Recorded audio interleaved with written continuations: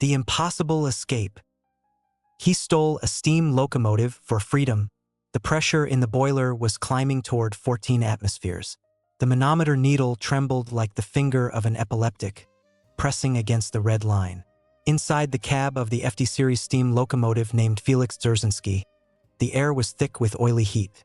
It smelled of coal dust, overheated metal, and fear. Andrei Volkov, former first-class engineer and now prisoner number SX8802, hurled another shovelful of coal into the firebox. The flames roared, licking the grate with an orange tongue. Sweat poured into his eyes, burning the skin already black with coal soot. "Easy, you bastard!" barked the guard sitting on the folding seat to the left. He had been dozing with his submachine gun across his knees, but the sound of the shovel irritated him. "You want to blow us all up?" Volkov didn't answer. He knew this locomotive better than his own body. He knew the old Felix was breathing its last, that the left injector was acting up and the tire on the driving wheel pair was worn to the limit. But right now he needed power, all the power this 100-ton chunk of Soviet cast iron could deliver. They were standing on the loading spur of the northern logging camp. Behind them, 3 flat cars loaded with timber. Ahead, 200 meters to the main gate of the zone, and beyond that, night, the taiga, and a ghostly chance at life. Volkov glanced at the water gauge glass. Not enough water. If he opened the regulator wide now, the boiler might not hold. But there was no choice. Suddenly, the guard jerked awake. He had noticed something. Maybe Volkov's too rapid breathing, or the fact that the prisoner hadn't closed the damper and was forcing the draft to the maximum. "Hey, controller!" The guard stood up, gripping his weapon. "Step away from the boiler." "Why?" "The pressure's going through the roof." His finger settled on the trigger. In his eyes flashed understanding. This was the point of no return. Volkov didn't speak. He gripped the heavy coal shovel not by the handle but closer to the metal. A sharp twist of his body like a hook punch. "Drop the shovel." The heavy blade struck the guard with a dull clang. The man went limp and collapsed to the floor. The PPSH clattered onto the iron cab floor, firing a short burst into the ceiling. Rat-tat-tat. In the night silence of the camp, the shots sounded like thunder. The siren howled instantly, a soul-tearing wail that froze the blood even in summer. And now it was November frost. Volkov kicked the shovel aside. His hands shook, but his movements were precise, honed by years. He shoved the guard's body into the corner of the tender, grabbed the reverse lever, full forward, then seized the regulator with both hands, the main lever that opened the steam to the cylinders. "Come on, my dear. Come on, Felix," he whispered, tearing his nails on the hot metal. Steam hissed into the cylinders. The locomotive shuddered like a wounded beast. The huge wheels spun in place, striking showers of sparks from the frozen rails. Too heavy. 3 flat cars of wet timber held them like an anchor. A searchlight beam from the watchtower slashed across the cab, blinding Volkov. Glass shattered. A sniper's bullet smashed the instrument panel, shattering the manometer.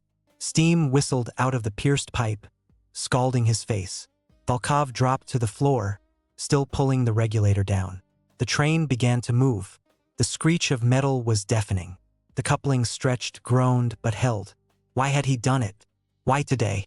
Memory helpfully supplied the morning roll call scene. The camp commandant, Major Gluckhoff, walking past the line, had smirked and said, "Prisoner 802, get ready. Tomorrow it's over.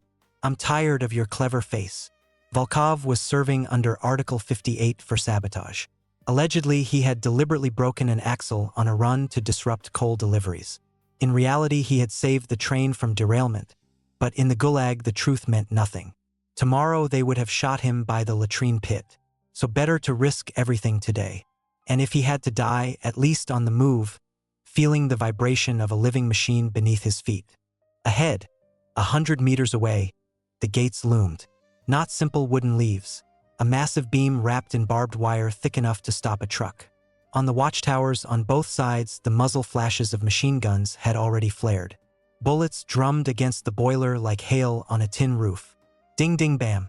One bullet pierced the cab wall and grazed Volkov's shoulder, tearing the flesh. He didn't even feel the pain. Adrenaline drowned everything. Speed was rising, 10 kilometers per hour, 15, 20. Not enough. He needed more momentum. Volkov yanked the sanding valve, pouring sand under the wheels for grip. The wheels bit the rails. The locomotive surged forward. The gates rushed toward them. In the light of the locomotive's single surviving headlight, they looked like the maw of a monster. The world exploded into splinters. 100 tons of steel at 30 kilometers per hour smashed into wood and wire. The locomotive reared up. Volkov was hurled chest-first against the red-hot firebox. The smell of scorched cotton and burning flesh filled the air. The screech was so loud it seemed the sky itself had split in two. The gate timbers flew apart like matchsticks, but the barbed wire, woven into thick cables, wrapped around the buffers and coupling gear. The locomotive broke through. It burst into the black icy void of the taiga, dragging behind it shreds of the gate and 3 flat cars of timber. Behind them remained the barking of dogs, the shouts of the guards, and desperate shooting into the air. They were free. Volkov crawled to his feet, greedily gulping the cold air rushing through the shattered window. His heart hammered in his throat. He looked at the manometer and went cold. The manometer was gone, shattered. Now he was driving the locomotive blind. If pressure dropped, they would stop. If it rose too high, the boiler would explode, leaving them no chance. He stood up, wincing at the pain in his burned chest. He had to check the tender, check the water, drop the flat cars. They were slowing him down and the coal was almost gone. Volkov grabbed a crowbar and, staggering from the swaying, climbed into the tender. The coal bunker was attached behind. The wind outside knocked him off his feet. Speed was already near 50 kilometers per hour. The taiga blurred into black walls on both sides. He clambered over the coal pile to the rear coupling. He needed to knock out the coupling pin to uncouple the timber cars. He raised the crowbar and froze. On the first flat car, sitting right on the logs and sheltering from the wind under a piece of tarpaulin, was someone. A person pressed against the wood. Couldn't be a guard. The guards had stayed at the gate. Volkov peered closer. The moon slipped out from behind the clouds for a second. It was a woman in a camp-padded jacket. She was looking straight at him, and in her eyes was the same wild animal terror he himself felt. Where had she come from? The women's barracks were on the other side of the zone, but there was no time to think. The locomotive suddenly jerked. A sharp, unnatural jolt. Volkov spun back toward the cab and saw what he feared most. Steam had stopped coming from the shattered injector pipe. Instead of a hiss, there was a growing hum, a low, vibrating rumble from the very belly of the boiler. The water was gone. The fire in the firebox was now heating empty metal. In a couple of minutes, when the walls glowed white-hot and lost their strength, the pressure would rip the boiler apart from inside. The explosion would be so powerful that nothing would remain of the locomotive. Not even the wheels. He rushed back into the cab. The pumps weren't working. The water feed system had been shot to pieces during the breakout. He had only one way out. Stop the train, release pressure manually, and repair the line in the middle of the taiga while the pursuit hadn't caught up. Or scoop snow from the tender and try to throw it into the tank, hoping the pump would catch at least a drop. Volkov grabbed a bucket, and at that moment the firebox door, which he had poorly latched in his haste, flew open from the shaking. A tongue of flame burst out, singeing his eyebrows, and something black and smoking tumbled out of the stack. It wasn't coal. It was an officer's boot with its characteristic heel plate. Volkov recognized it instantly. He recoiled, dropping the bucket. He had been shoveling coal. Only coal. But someone before him had shoved a body into the firebox.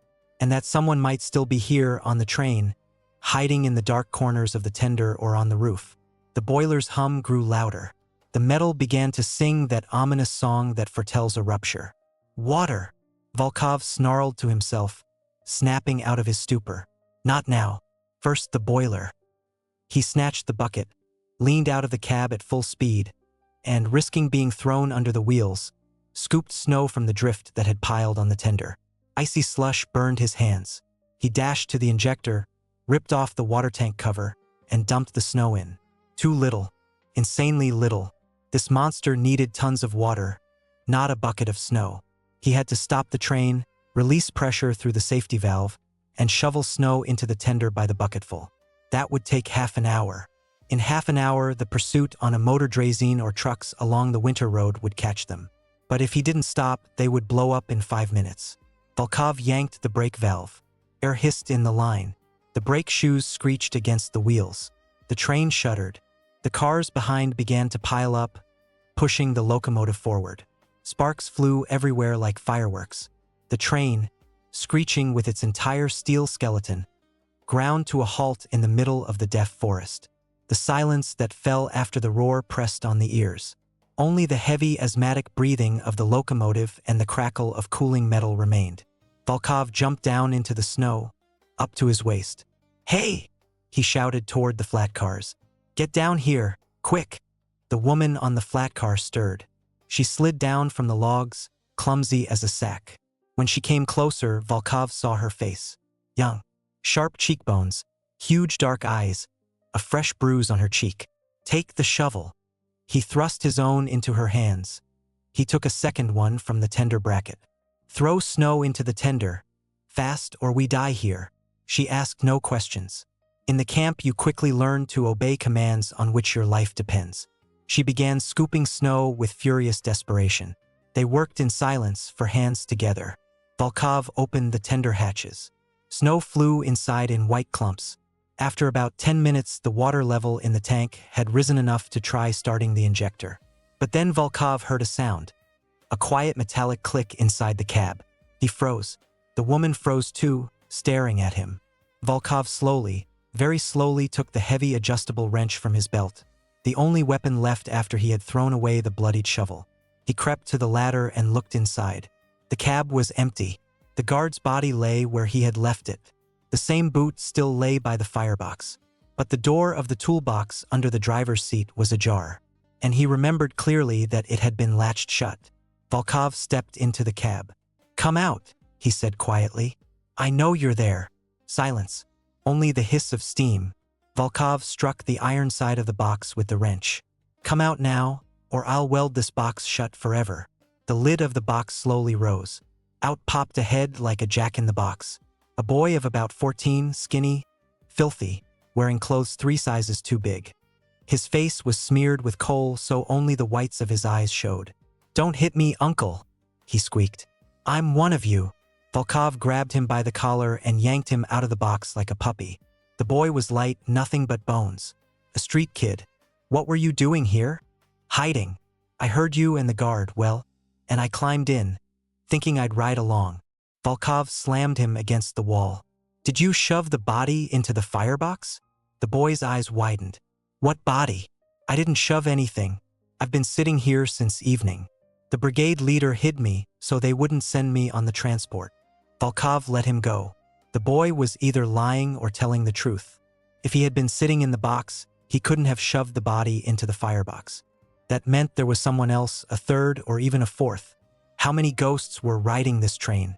From outside came the woman's cry. Volkov leaned out of the cab. "What is it?"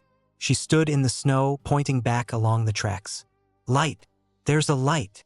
Volkov narrowed his eyes. Far away, 3 kilometers back in the darkness, a point was glowing. It was moving. A motor draisine. A motorized guard draisine with a machine gun. They were coming fast. On the cleared rails, they would catch up in 15 minutes. Back in the cab. Everyone in the cab. Volkov roared. He dragged the woman inside. The boy had already curled up in the corner, trembling. Volkov rushed to the injector. "Come on, darling, drink." He opened the valve. Steam whistled into the mixing chamber, sucking up the melted snow from the tender. It spluttered, bubbled, and caught. Water began flowing into the boiler. The level in the glass slowly rose. Volkov yanked the regulator. The locomotive jerked again, wheels slipping. "Push! Push!" he shouted, as if coaxing a horse. The train slowly, reluctantly began to gain speed. The light behind them was closing in. Now the sound of the draisine's engine could be heard. And then the machine gun opened fire. A burst passed overhead, slicing the branches of a fir tree above the tracks. They were ranging in. "Into the firebox!" Volkov shouted at the boy. "Throw coal fast." The boy grabbed a shovel. He was weak, but fear gave him strength. The woman grabbed the second shovel too. They began hurling coal into the firebox like madmen. Pressure rose. Speed rose. But the draisine was lighter. It was gaining. Volkov saw them in the rearview mirror, or rather in the shard of mirror that remained. 3 men on an open platform, one behind a Maxim machine gun. Bullets hammered the rear wall of the tender. "We're not going to make it," the boy wailed, breaking into tears. "They'll catch us." Volkov looked at the shattered manometer, then at the levers. He had one chance, a mad, suicidal chance. A kilometer ahead was an old wooden bridge across the river. It was rotten. They repaired it every year, but it still shook under the weight of trains. Volkov grabbed the boy by the shoulder. "Climb into the tender, to the very top." "Why? They'll kill me." "Climb," I said. "Find a brake shoe or a crowbar. Anything heavy." The boy, understanding nothing, climbed. Bullets whistled around them like hornets. Volkov turned to the woman. "What's your name?" "Lena." "Lena, listen to me. It's going to shake hard. Hold on to whatever you can and pray." He began braking, not smoothly but sharply, in jerks. The train convulsed. The draisine behind them hadn't expected this. The distance closed rapidly. 50 meters. 30. Volkov timed it perfectly. When the draisine was 10 meters from the rear buffer, he shouted to the boy, "Throw!" The boy, leaning out over the tender side, hurled the heavy cast-iron brake shoe straight under the draisine's wheels. Impact. The shoe hit perfectly under the front wheel of the light motor draisine. The draisine leaped like a toy. It spun sideways across the tracks. The wheels left the rails. At 40 km/h it tumbled, rolling down the embankment into the snow. The machine gunner flew out of his seat in an arc. The engine died. Behind them only darkness and a pile of overturned metal remained. In the locomotive cab all 3 exhaled. The boy slid down the coal pile, laughing with hysterical laughter. Lena sank to the floor, covering her face with her hands. Volkov opened the regulator again. The way was clear now, but not for long. They had a radio. In an hour there would be planes or the tracks ahead would be blocked. They needed to turn off the main line. But where? Volkov pulled a crumpled, greasy piece of paper from his pocket. A map, a track diagram he had drawn from memory over 6 months. 10 kilometers ahead was a switch, an abandoned branch to an old quarry, closed back in the 30s. A dead end. But from there a narrow gauge line led into the mountains. If they could break through, they could abandon the locomotive and escape on foot over the pass. Suddenly Lena raised her head. "Andre," she said quietly. She had read his name on the tag on his padded jacket. "What about the boot in the firebox?" Volkov looked at her. "Why?" "The soul. Look at the soul." Volkov walked over to the remains of the boot and turned it over with his foot. Among the scorched rubber, the metal heel plate gleamed, a fancy one with a stamp. Officer's boots, custom-made. Only one man in the camp wore boots like that. Major Gluckhoff, the camp commandant, the very man who had promised to have Volkov shot. Volkov froze. Gluckhoff in the firebox, but he had seen him at morning roll call. That meant someone had killed the major and hidden the body in the locomotive even before the escape. But why? To cover up the murder or to smuggle the body out? And then it hit Volkov. He rushed to the tender and began raking the coal in the corner where the boy had been sitting. "What are you looking for?" the boy asked, frightened. "Quiet." Volkov dug with his hands like a mole. Under the layer of coal he felt something hard. Not metal, leather. A suitcase. A huge leather suitcase with metal corners. He dragged it into the light. The suitcase was heavy, very heavy. Volkov smashed the lock with the wrench and flipped the lid open. Inside there were no clothes. Inside lay ingots. Dull gray ingots. Not gold, platinum. The northern, for camp, officially cut timber. Unofficially, in the shafts beneath the camp they washed platinum. This was the camp boss's common fund. Gluckhoff had wanted to escape with it, or someone had killed Gluckhoff, taken the platinum, and hidden it here, planning to retrieve it later. "Son of a bitch," Volkov whispered. Now it wasn't just a pursuit after them. The NKVD special forces would be sent. For this much platinum, they would shoot not only them but the entire camp staff. And at that moment Lena, standing by the window, said quietly, "Andre, the switch." Volkov rushed to the window. Ahead, in the headlight beam, the fork appeared, the very switch that could save them. But it had been thrown onto the dead-end track, straight into the concrete buffer stop. Someone had known they would come this way. Someone had set a trap in advance. A dead end. A concrete buffer. Death at 50 km/h. The locomotive would simply flatten like a tin can, and the tender would slam into the cab. The end. Brake! The boy screamed, pressing into the corner. Brake! Too late to brake. The stopping distance for a loaded train on icy rails was a kilometer. Volkov had 1 second to decide. Jump! He shouted. Where? There's a cliff. Lena clutched the handrail, white as chalk. Indeed, to the left of the tracks ran a steep slope overgrown with forest. Jumping at speed meant broken legs. But Volkov wasn't looking at the slope. He was looking at the switch. Beside the switch stand was a little hut, and from it cables ran to the manual lever. If they could throw the switch back onto the main line right before the wheels. But who? He was the driver. If he left his post, the locomotive would become an unguided missile. Lena was a weak woman. The boy, Senka. Volkov grabbed the boy by the scruff.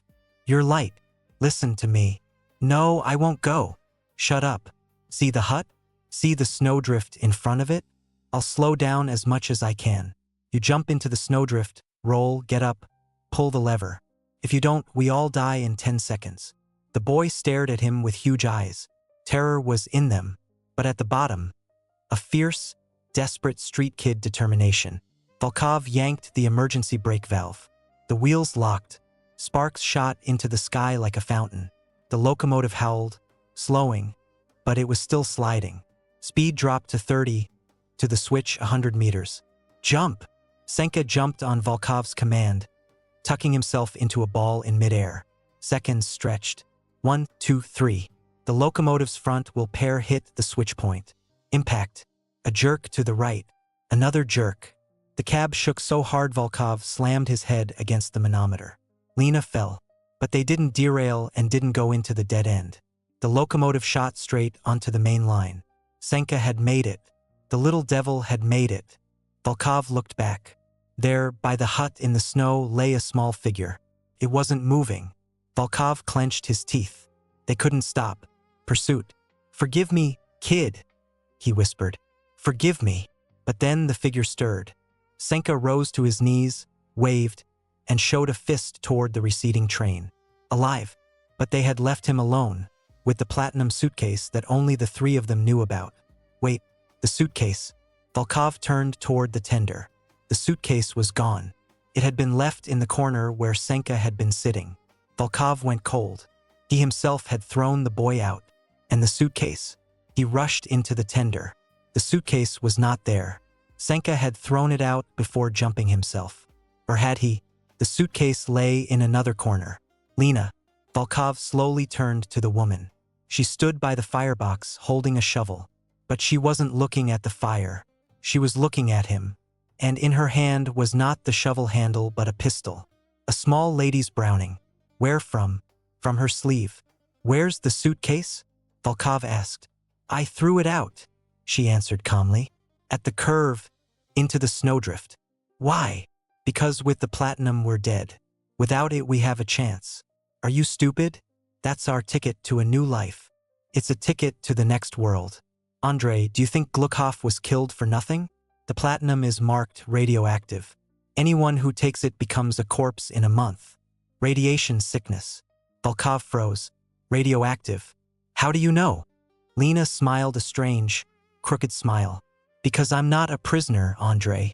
I'm a free hired worker, a lab technician at the enrichment plant. They put me in the criminal barracks so I would keep quiet. Gluckhoff wanted to pass off dirty or as clean. I tried to stop him. It didn't work. I had to improvise. You killed Gluckhoff? No. Your friend Senka killed him. Volkov staggered. Senka, that street kid. He had been stealing food in the kitchen. He saw Gluckhoff hiding the suitcase. Gluckhoff noticed him and wanted to shoot him. The boy stabbed him with a point, then panicked and called her. They hid the body in the locomotive because they knew Volkov was planning an escape. They had been watching him for a week. Volkov's world turned upside down. He had thought he was a lone hero who had stolen a train. It turned out he was just the driver in someone else's game. Senka had used him. Lena had used him. And the suitcase? He asked. You said it was radioactive. Why did Senka want to take it? He doesn't know. He thinks it's just money.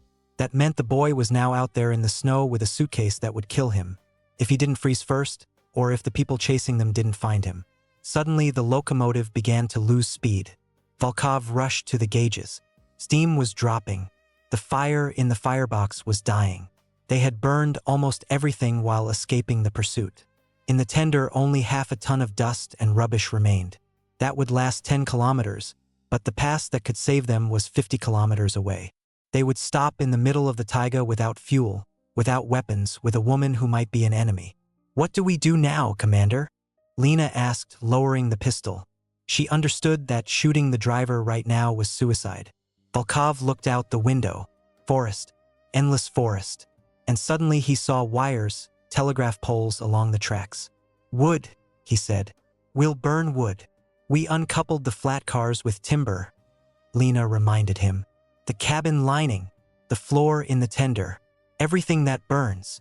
They began smashing the locomotive from the inside. They tore off wooden paneling, benches, toolboxes. Everything flew into the firebox. The fire revived, greedily devouring the dry wood. The locomotive gained speed again, but it wasn't enough. Wood burned quickly and gave little heat. Ahead appeared the bridge, the very one across the Vitim River. A huge steel lattice bridge, the only thread connecting this edge of the world to the mainland. But something was on the bridge. Lights. Red semaphore lights and searchlights. A roadblock. They had blocked the bridge and set up an armored train or simply a barricade. Volkov ground his teeth. They would have to break through on wood.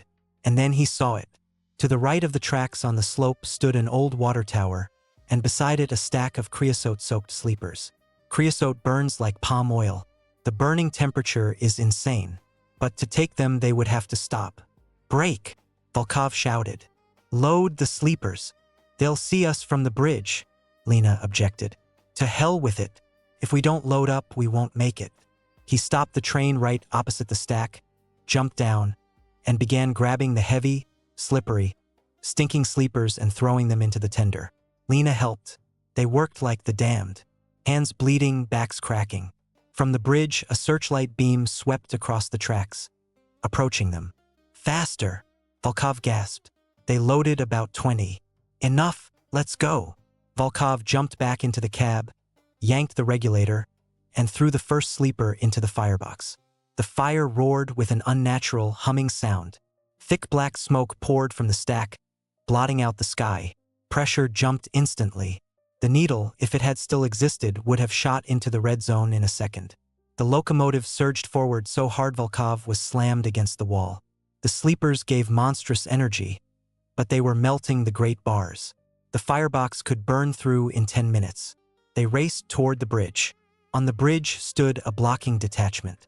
Sandbags, machine guns. Across the tracks, a ZIS truck. They thought the fugitives would stop. Volkov had no intention of stopping. He opened the damper wide. "Lie down," he shouted to Lena. They dropped to the floor, covering their heads with their hands. The locomotive, spewing black hellish smoke, turned into a fiery meteor. Machine guns opened a hail of fire. The remaining glass exploded. Sparks rained down. The impact with the truck was terrible. The ZIS flew apart like a cardboard box. Burning gasoline flared into a cloud. The locomotive smashed through the barricade, tore through the fire, and burst out onto the far side of the bridge. But something went wrong. The sound changed. Crash. A knock on the right. Volkov raised his head. The connecting rod. The right connecting rod had been torn off by the impact with the truck. The heavy steel beam weighing half a ton was now swinging, striking the sleepers and ground with every wheel revolution. The locomotive began to tilt. It was bouncing, speed falling. This was the end. With a broken connecting rod, they wouldn't get far. The locomotive crawled another kilometer and stopped for good. Steam whistled out of every crack. Volkov and Lena climbed out. Silence, ringing in the ears. They stood in the middle of the taiga beyond the bridge. The pursuit remained on the other bank, cut off by the burning truck and wrecked tracks. But not for long. "We have to go," Lena said. "On foot." "Where?" Volkov looked around. 100 versts in every direction, nothing but forest. 40 below. "There's one place," she said. "A cache." Gluckhoff prepared it for himself. Food, weapons, warm clothes. How do you know? I saw the map in his office. It's not far, 5 kilometers north, by the Black Rock. Volkov looked at her. You know a lot for a lab technician. You want to live, you learn, she snapped. They walked. They walked heavily. The snow was deep, strength was gone. After an hour, they reached the rock. A black granite outcrop jutted from the forest like a dragon's tooth. At its base was a camouflaged door, an underground dugout. They went inside. Dry. Warm. The Burzwika stove still held some warmth. Someone had heated it recently. Canned food, sheepskin coats, rifles. Paradise. Volkov collapsed onto the bunk. We made it, he whispered. Lena sat beside him. She took a can of stew, opened it with a knife. Eat. They ate in silence, greedily. Then Lena took the browning from her pocket and laid it on the table. Andre, she said, we need to talk. About what? About Senka and the suitcase. You said he threw it out. Elite. Volkov stopped chewing. What? The suitcase wasn't thrown out. It's here. She nodded toward the corner of the dugout, covered with a hide. Volkov stood up, walked over, and pulled back the hide. There stood the suitcase, the same leather one with the broken lock. How? He breathed. Senka jumped out empty. I threw the suitcase earlier into the snowdrift by this rock. I knew we would come here. But why? You said it was radioactive. And that was a lie too. She smiled sadly and wearily. There's no radiation. It's pure platinum, highest grade. Gluckhoff just scared everyone with radiation stories so no one would steal it. Volkov stared at her, not understanding. Why did you lie to me? So you wouldn't abandon me. If you had known the platinum was here, you might have left me. This way I was useful to you. And also, she fell silent. What? To test you? Would you save Senka at the cost of your own life if you knew there was no money? Volkov remembered how he had braked before the switch, how he had risked everything for the boy. And? Did I pass the test? You passed. You're a human being, Andre. A rare species in these parts. Lena stood up and walked over to him. The platinum is ours. We're rich. We can go to China or lie low. She embraced him. Volkov felt the warmth of her body through the padded jacket. His head spun. Freedom, money, a woman. Everything was too perfect. Too perfect. Suddenly the door of the dugout flew open. On the threshold stood a man in a white camouflage suit with a Thompson submachine gun. His face was hidden by a mask, but Volkov recognized those eyes. Gray, cold, mocking. A beautiful story, Lenachka, said the voice Volkov had thought dead. Too bad I wrote a different ending. Major Gluckhoff, alive, not burned in the firebox, not killed by Senka. He stood there, alive and healthy. And the boot? Volkov whispered. In the firebox? And that? Gluckhoff smirked under the mask. That was the supply chief's boot. Poor fellow. Got in the way. And the boots are the same. Custom-made. Same workshop. Hands up. Gluckhoff aimed the Thompson at Volkov. Thank you for delivering the cargo, engineer. You did an excellent job. Now, exhaust steam into the atmosphere. The fourth part. The climax is near, but they still have to survive it. In the cramped dugout, a deadly game was being played.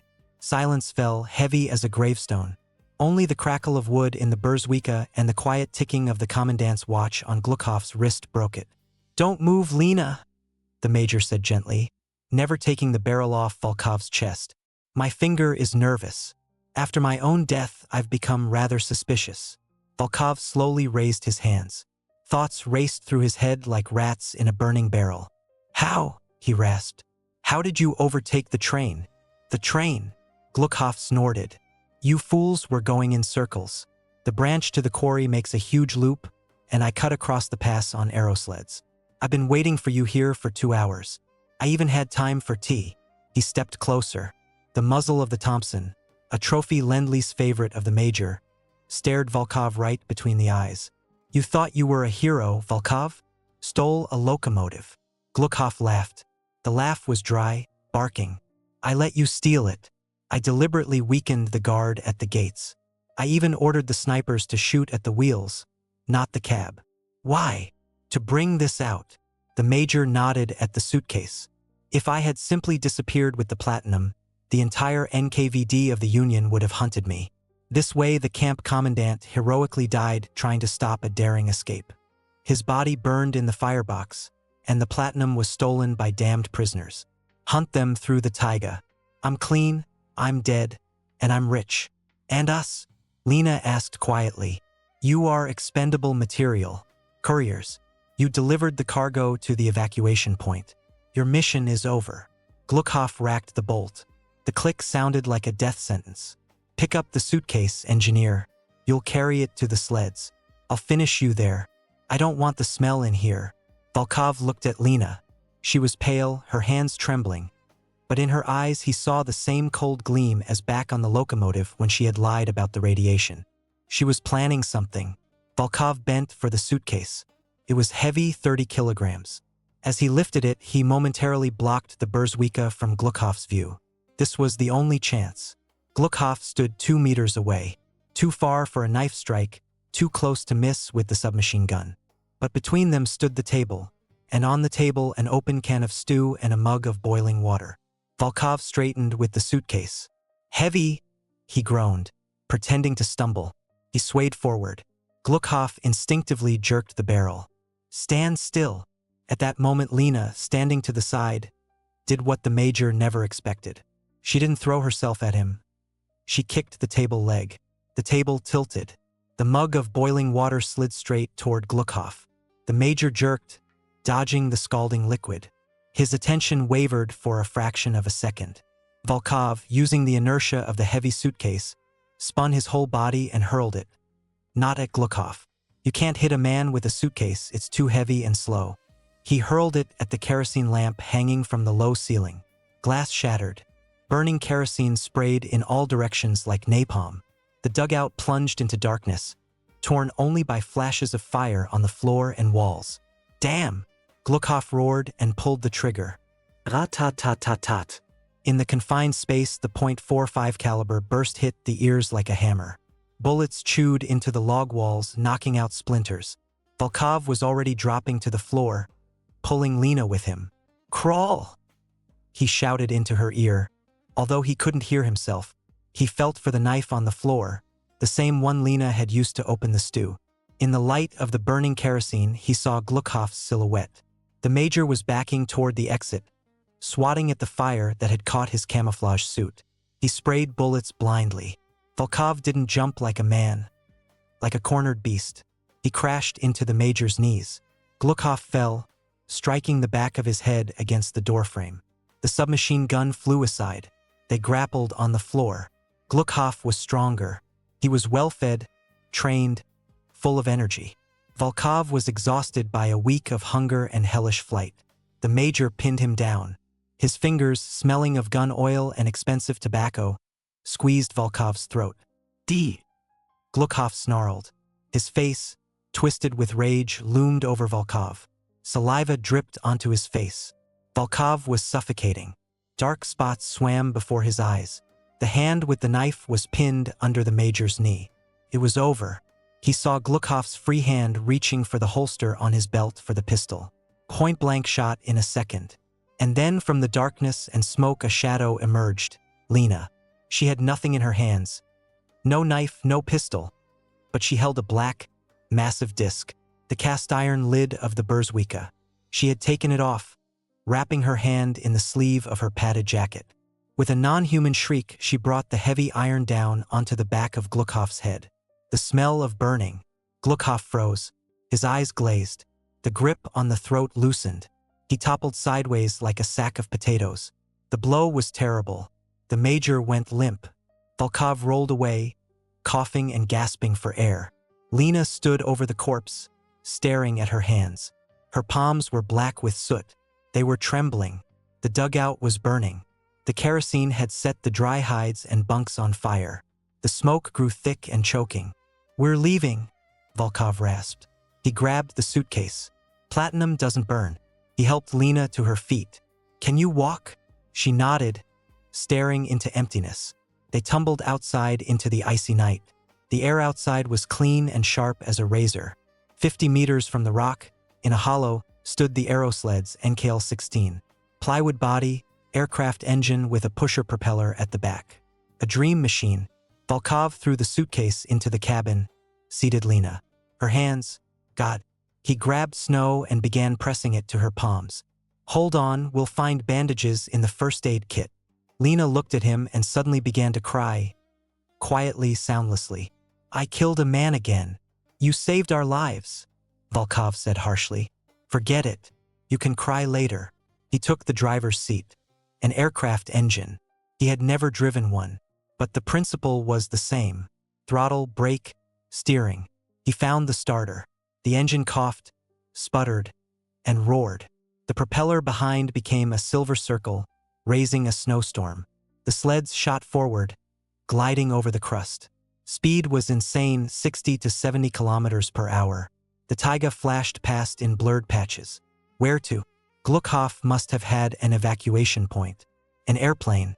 He had spoken of an airplane. Volkov rummaged in the glove compartment. A map. On the map a square was circled in red pencil. Frozen Lake Naroya, 20 kilometers from here. An ideal runway for a light aircraft, Patu or Douglas on skis. Time. On the map it said 4 o'clock. Volkov looked at the watch he had taken from the dead Gluckhoff. 3:20. They had 40 minutes. They flew through the night. Suddenly Lena pushed his shoulder. Andre, on the right. Volkov turned his head. Parallel to them, crashing through the undergrowth, came lights, headlights, 2 Studebaker trucks. They were moving along a winter road that crossed their course. These weren't Gluckhoff's men. Gluckhoff had worked alone. This was the real NKVD pursuit. They had figured out the route. Or they had seen the fire on the bridge and understood where the fugitives had gone. The trucks spotted the aerosleds. In the bed of the lead truck a muzzle flash flared. Tracer bullets flew toward them, slow and beautiful, like fireflies. But when they struck the snow they raised deadly fountains. Duck! Volkov roared. He yanked the wheel left, diving into the thick forest. The sleds maneuvered between the trunks, risking smashing to splinters. Bullets clicked against the plywood body. The windshield cracked. We won't shake them, Lena shouted. They'll trap us at the lake. It's open ground there. Volkov knew it. On the lake ice they would be like flies on a plate. I have an idea, he shouted. On the map there was an old logging dam marked. The river flowed out of the lake. If they blew the sluices, water would rush onto the ice would break, and the trucks would go under. But what to blow it with? In the back of the sleds lay a wooden crate. Volkov had hoped for this. Gluckhoff had been a careful son of a bitch. He nodded Lena toward the back. Look in the crate. What's there? Lena, wincing with pain, flipped the lid with her elbow. Grenades, F1s, and sticks of dynamite. The lake opened suddenly. A huge white field in the moonlight. In the center of the lake stood an airplane, Li-2, a twin-engine transport. The propellers were turning. It was waiting. The pilot didn't know Gluckhoff was dead. He was waiting for the man with the suitcase. The trucks burst onto the ice behind the sleds. Now only 300 meters separated them. The machine guns fell silent. They were afraid of hitting the airplane. Volkov aimed the sleds not at the airplane but at the river outlet at the dam. What are you doing? Lena screamed. The airplane is the other way. If we land, they'll shoot the airplane on takeoff. We have to stop them. He approached the dam. Old mossy logs bound with ice.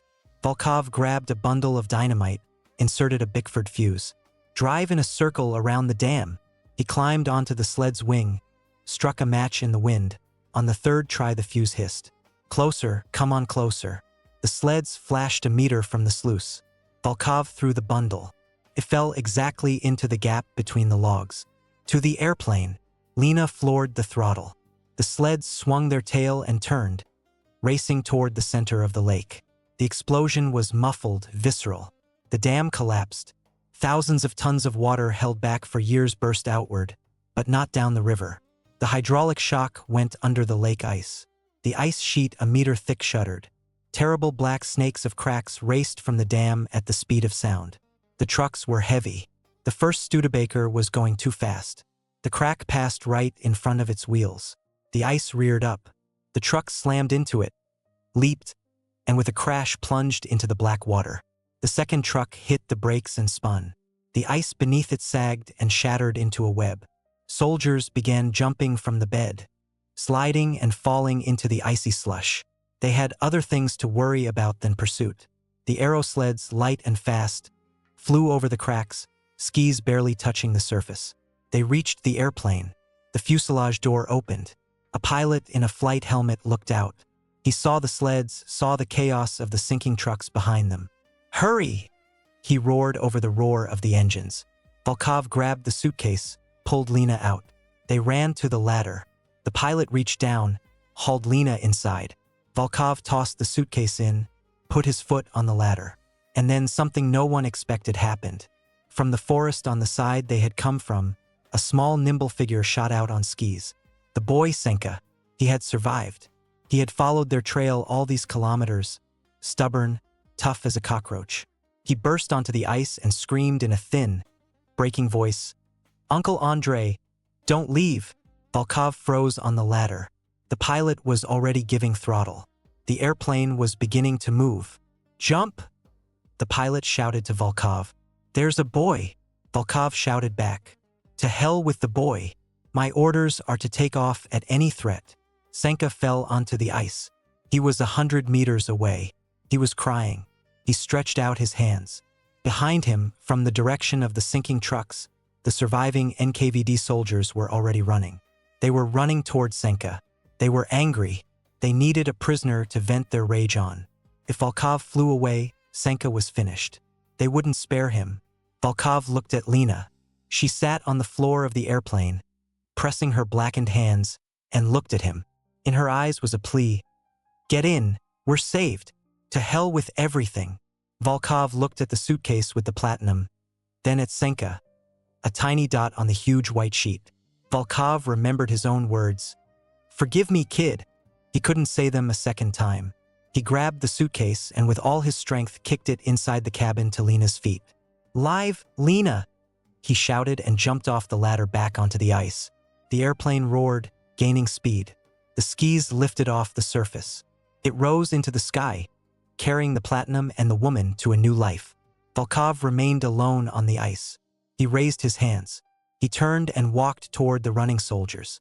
He walked to shield Senka, because freedom is not when you escape. Freedom is when you don't become a beast. He took a cigarette from his pocket, the last one. He lit it from the still warm lighter of the dead Gluckhoff and took a drag. The soldiers were already close. He heard the clicks of bolts. Senka ran up to him and clutched his coat. "Uncle Andre, why?" Volkov put a hand on the boy's cap. "Don't be afraid, Senka. The locomotive is gone, but we'll still fight." A searchlight beam from the surviving truck struck their eyes. "Hands up, face in the snow." Volkov smiled through the smoke. The screen went dark.